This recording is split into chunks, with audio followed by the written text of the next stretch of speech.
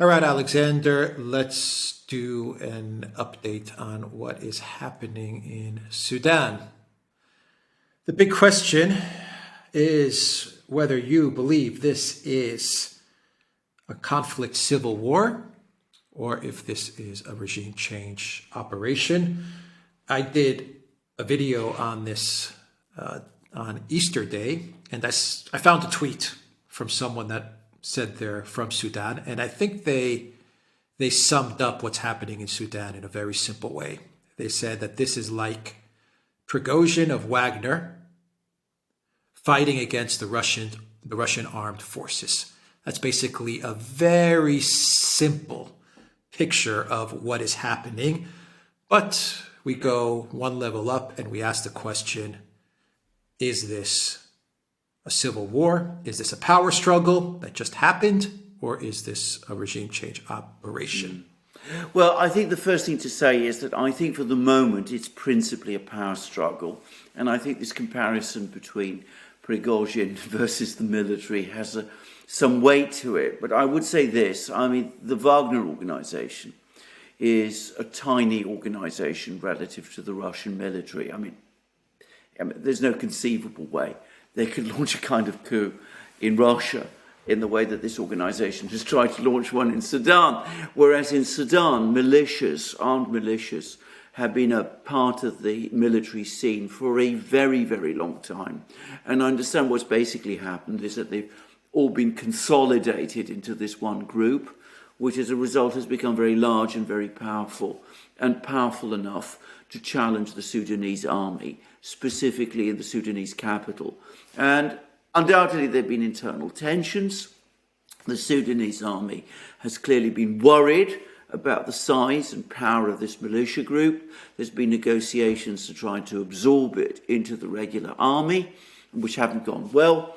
And that's part of the explanation for this particular flare-up. And as I said, it's a power struggle, in other words. Having said which, and I'm going to have to say this, and my own personal feeling is that there is one particular event lurking in the background which I strongly suspect provides the clue as to what has happened. And that is that for some years now, going all the way back to 2017, the Russians have been engaged in a protracted and very complicated negotiation to try to agree the setting up of a naval base in Sudan, a naval base on the Red Sea. And they'd come to an agreement, or apparent agreement, about how to do this with the previous Sudanese leader, Bashir. You remember Omar al-Bashir, who was, the West called him the dictator of Sudan, and he was for a long time, very much part of, the West's villains hate list, if I can put it in that way. But anyway, Omar al-Bashir was overthrown shortly after. It all seemed to be very uncertain whether this was going to proceed or not. The civilian government that seemed to take over seemed to be cool on the idea of this naval base. Then there was a coup by sections of the military, establishing the power structure that was in place until these latest events. We were hearing that over the previous couple of weeks, there'd be more negotiations between the Russian military and the Sudanese military, and the Sudanese military finally agreed to the setting up of this naval base. And that was just a few weeks ago. And then we have these events.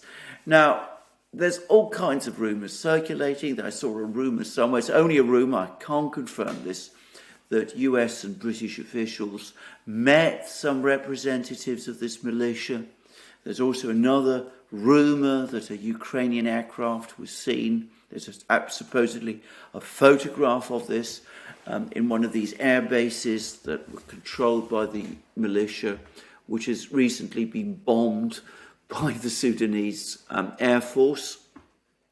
I can't confirm all of this, but I have to say, based on historical knowledge, if you like, based on recent history, the setting up by Russia of a naval base on the Red Sea in Sudan is going to act like a red rag to the Washington Bull. They will not want it. They pulled out all the stops to try to prevent Sudan agreeing to a naval base, a Russian naval base before.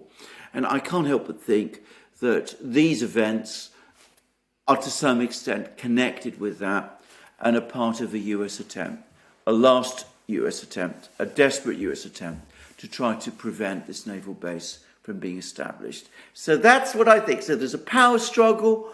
Undoubtedly, there were internal conflicts within Sudan, but I strongly suspect, I'm not absolutely sure, but I strongly suspect that there was an external actor also involved, and that was probably the United States. Yeah, the problem with this plan, if the United States is indeed behind this this situation unfolding in Sudan, is that from what I've read, while the Russian government has good relations with the current Sudanese government, the Russians and the Chinese also have good relations with this rapid reaction force that's trying to take over. So it's not even a guarantee if this regime change or coup, this power struggle, if it works out in the favor of the reaction forces, it's not even a guarantee if that will stop. Indeed. Some sort of military presence in Sudan. Indeed, it's not. And in fact, there's even been rumours that the Wagner organisation has provided training and some equipment to this rapid reaction force, this particular militia. So, this is a complicated story.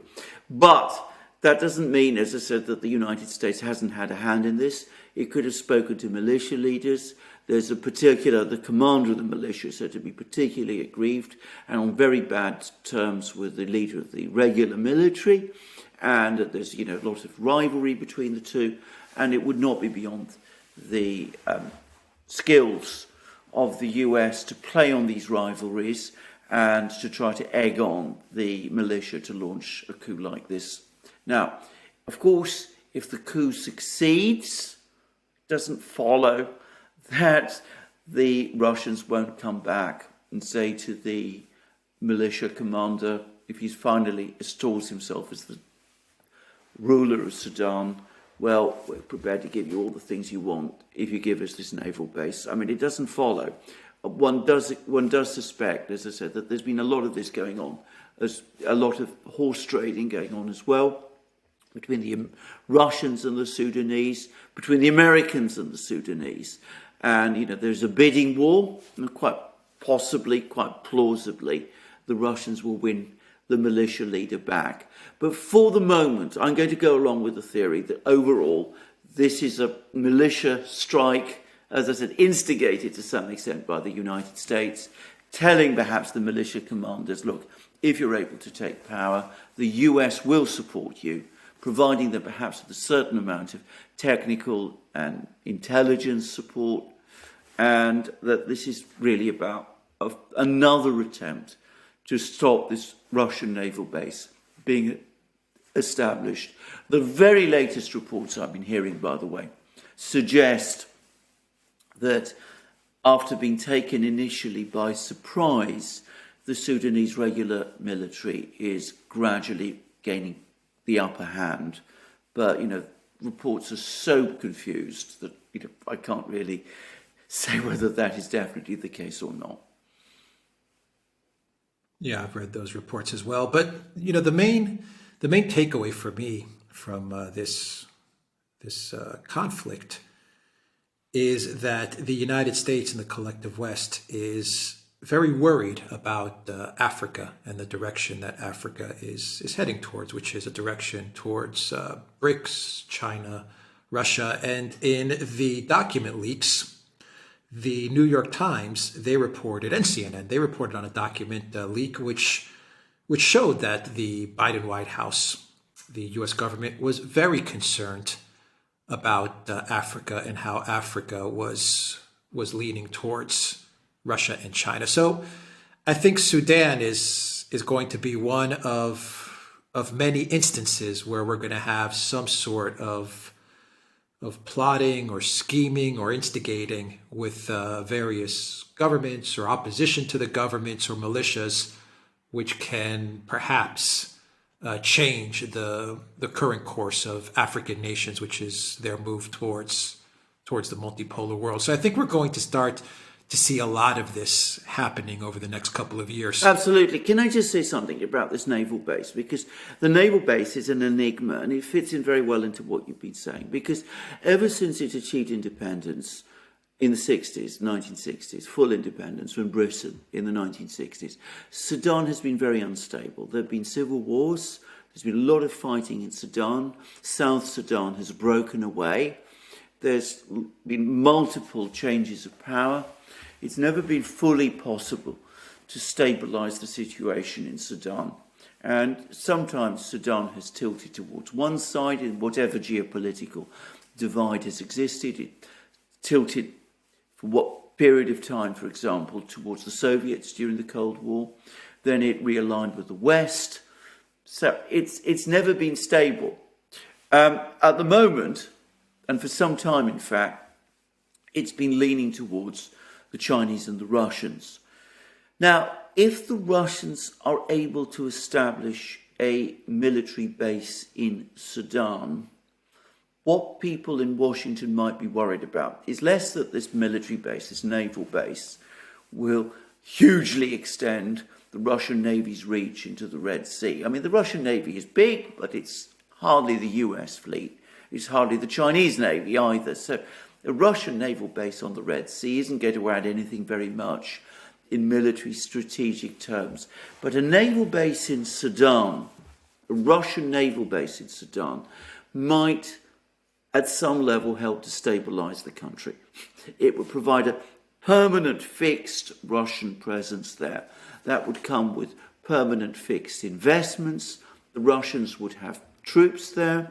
They'd have contacts with the authorities in Khartoum. If they handled it well, but this isn't always guaranteed, and sometimes they might not handle it well, but if they handle it well, you can see how it might be a stabilizing factor in the way that very, very small base that the Russians had in Tartus acted as a stabilizing factor ultimately in the Syrian war.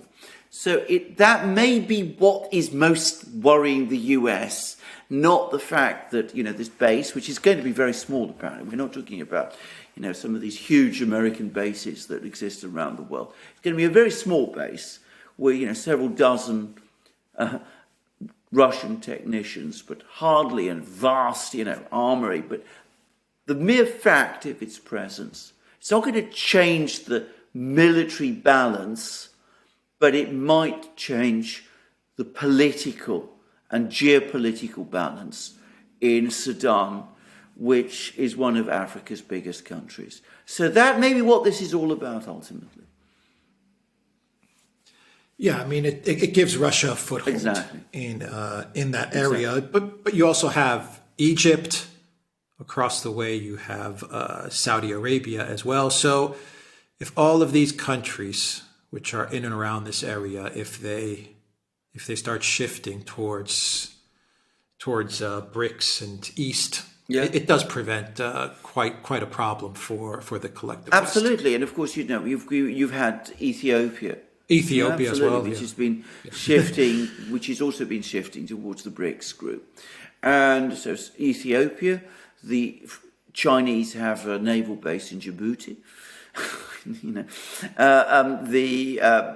Egypt has very good relations with Russia now, so you can see how as you correctly said, all the pieces are falling into place, and across the Red Sea, Saudi Arabia is now becoming more friendly towards the Chinese and the Russians, much more friendly towards the Chinese and the Russians than it was.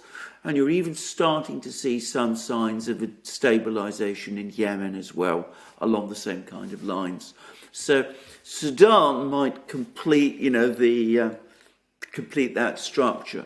And that would be concerning for the United States. It would find itself in East Africa in a very precarious position.